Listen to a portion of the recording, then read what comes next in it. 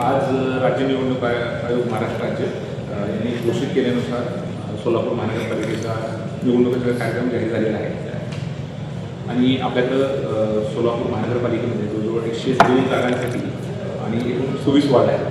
त्याच्यासाठी मतदान जे आहे त्याची प्रक्रिया सुरू झालेली आहे आणि आपल्या आयोगाचा जो त्यांनी जे आपल्याला शेड्यूल शेअर केलेलं आहे त्यानुसार नामनिर्देशन पत्र दाखल करण्याचा कालावधी 23 डिसेंबरपासून 29 डिसेंबर आहे. त्यानंतर त्याची छाननी 31 डिसेंबर रोजी होणार आहे. त्यानंतर पुढचा कार्यक्रम डिटेल दिलेला आहे. त्यानंतर निवडणूक चिन्ह नेमून देण्याचा दिनांक 3 जानेवारी आहे आणि मतदानाचा तारीख आहे ती 15 जानेवारी 2026 आहे आणि मतमोजणी व निकाल जाहीर करण्यासाठी 16 जानेवारी आहे. तर यानुसार तात्काळ 4 वाजल्यापासून आचारसंहितेचा इम्प्लिमेंटेशन सुरू झालेलं आहे. आता आमचे जे HOD आणि आमचे जे विभागीय अधिकारी आहेत त्यांची बैठक घेतली. जे असलेले जे वेगवेगळे फलक असतील बॅनर असतील ते तात्काळ काढण्याची सूचना दिलेली आहे.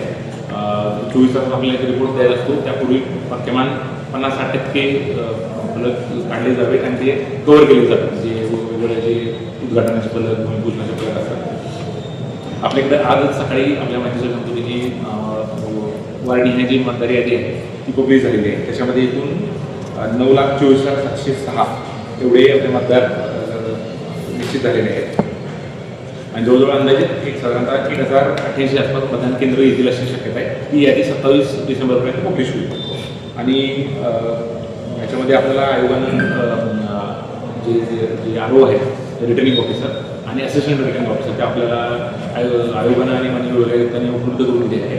तर त्याबाबतचा एक्झॅक्टली तो जो आदेश आहे कोणत्या प्रभागांना कोणते RO नेमलेले आहेत त्याचा आम्ही उद्या दुपारपर्यंत इम्प्लिमेंट करू आणि त्याचं कार्यालयसुद्धा त्याचा पत्ता आणि ॲड्रेस त्याची प्रेस नोट आणि आमच्या वेबसाईटवर पब्लिकेशन करू आणि आपल्या माध्यमातून आपल्या शहरातील नागरिकांना राजकीय पक्षांना सर्वांना आवाहन करण्यात येत आहे की आम्ही जर कुठलीही आचारसंहिता बघायला तक्रार असेल तर आम्ही त्याचा केंद्रीय आचारसंहिता कक्ष बनवलेला आहे.